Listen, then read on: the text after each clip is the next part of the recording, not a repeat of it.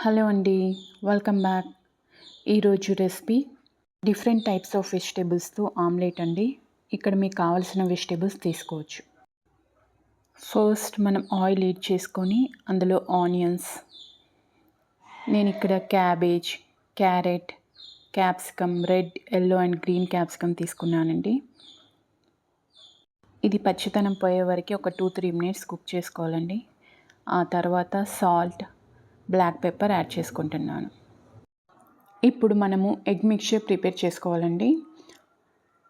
Eggs, పసుపు, ఉప్పు, కారం వీటన్నిటిని చక్కగా బీట్ చేసుకొని ఆ తర్వాత కొత్తిమీర, మనం ఫ్రై చేసి పెట్టుకున్న వెజ్జీస్ అన్నీ మిక్స్ చేసుకోవాలి.